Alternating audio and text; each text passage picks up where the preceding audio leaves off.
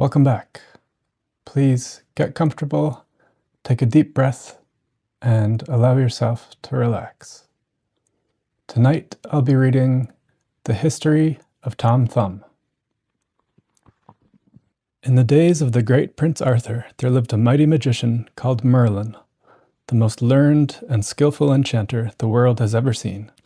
This famous magician, who could take any form he pleased, was traveling about as a poor beggar, and being very tired, he stopped at the cottage of a ploughman to rest himself, and asked for some food. The countryman bade him welcome, and his wife, who was a very good-hearted woman, soon brought him some milk in a wooden bowl, and some coarse brown bread on a platter. Merlin was much pleased with the kindness of the ploughman and his wife, but he could not help noticing that though everything was neat and comfortable in the cottage, they seemed both to be very unhappy. He therefore asked them why they were so melancholy, and learned that they were miserable because they had no children. The poor woman said with tears in her eyes, "I should be the happiest creature in the world if I had a son. Although he was no bigger than my husband's thumb, I would be satisfied." Merlin was so much amused with the idea of a boy no bigger than a man's thumb, that he determined to grant the poor woman's wish. Accordingly, in a short time after, the ploughman's wife had a son, who, wonderful to relate, was not a bit bigger than his father's thumb. The queen of the fairies, wishing to see the little fellow, came in at the window, while the mother was sitting up in the bed admiring him. The queen kissed the child, and, giving it the name of Tom Thumb, sent for some of the fairies, who dressed her little godson according to her orders. An oak leaf hat he had for his crown, his shirt of web by spiders spun, his jacket wove of thistles down, his trousers were of feathers done, his stockings of apple rind they tie, with eyelash from his mother's eye. His shoes were made of mouse's skin, tanned with the downy hair within. Tom never grew any larger than his father's thumb, which was only of ordinary size, but as he got older he became very cunning and full of tricks.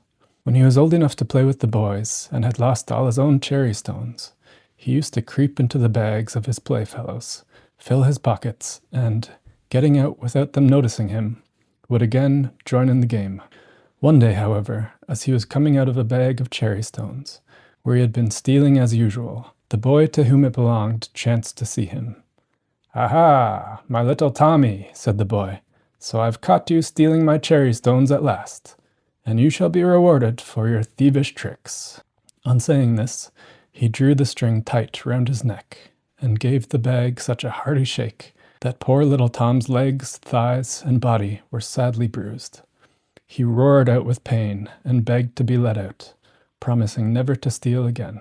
A short time afterwards, his mother was making a batter pudding, and Tom, being very anxious to see how it was made, climbed up to the edge of the bowl, but his foot slipped, and he plumped over head and ears into the batter, without his mother noticing him, who stirred him into the pudding bag, and put him in the pot to boil.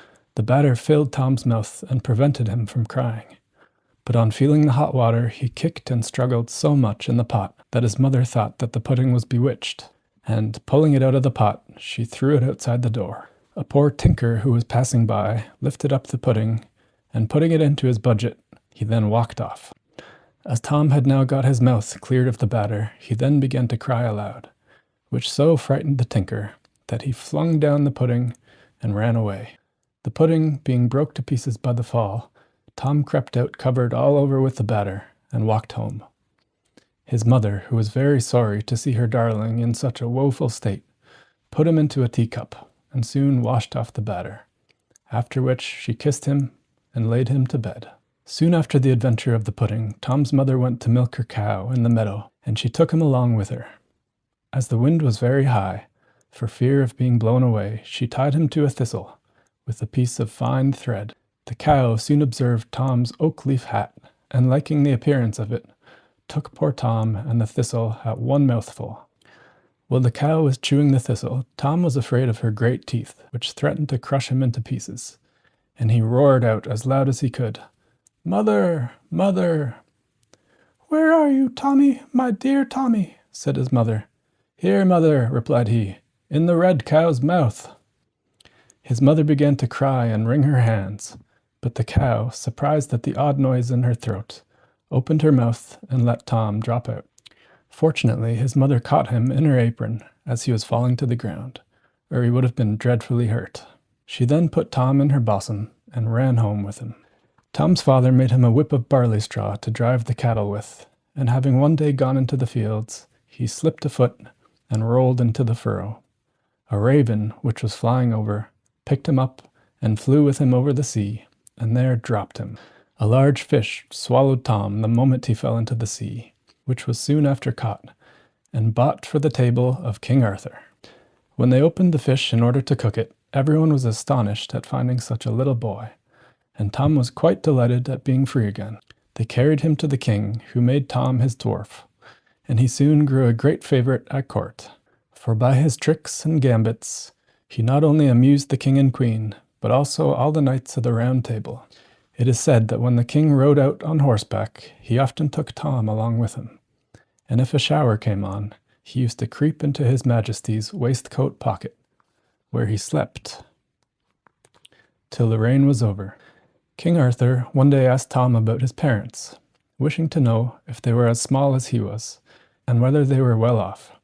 Tom told the king that his father and mother were as tall as anybody about the court, but in rather poor circumstances.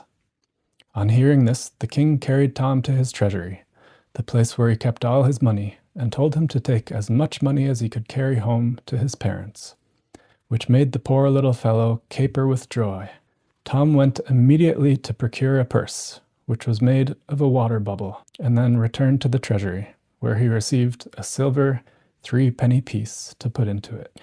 Our little hero had some difficulty in lifting the burden upon his back, but he at last succeeded in getting it placed to his mind, and set forward on his journey. However, without meeting with any accident, and after resting himself more than 100 times by the way, in 2 days and 2 nights he reached his father's house in safety.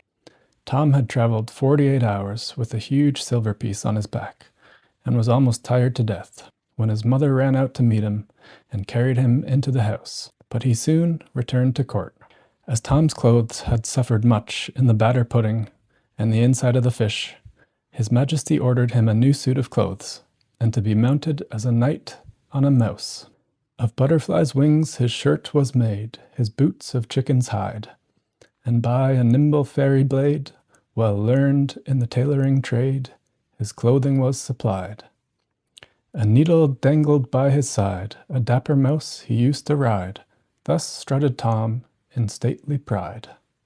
It was certainly very amusing to see Tom in this dress and mounted on the mouse, as he rode out a-hunting with the king and nobility, who were all ready to expire with laughter at Tom and his fine prancing charger. The king was so charmed with his address that he ordered a little chair to be made, in order that Tom might sit upon his table, and also a palace of gold 1 foot high, with a door 1 inch wide to live in. He also gave him a coach, drawn by 6 small mice. The queen was so enraged at the honours conferred on Sir Thomas, that she resolved to ruin him, and told the king that the little knight had been saucy to her. The king sent for Tom in great haste, but being fully aware of the danger of royal anger, he crept into an empty snail shell, where he lay for a long time, until he was almost starved with hunger. But at last he ventured to peep out, and seeing a fine large butterfly on the ground, near the place of his concealment, he got close to it, and jumping astride on it, he was carried up into the air. The butterfly flew with him from tree to tree, and from field to field, and at last returned to the court, where the king and nobility all strove to catch him. But at last poor Tom fell from his seat into a watering pot, in which he was almost drowned. When the queen saw him, she was in a rage, and said he should be beheaded, and he was again put into a mousetrap until the time of his execution. However, a cat, observing something alive in the trap, patted it about till the wires broke, and set Thomas at liberty.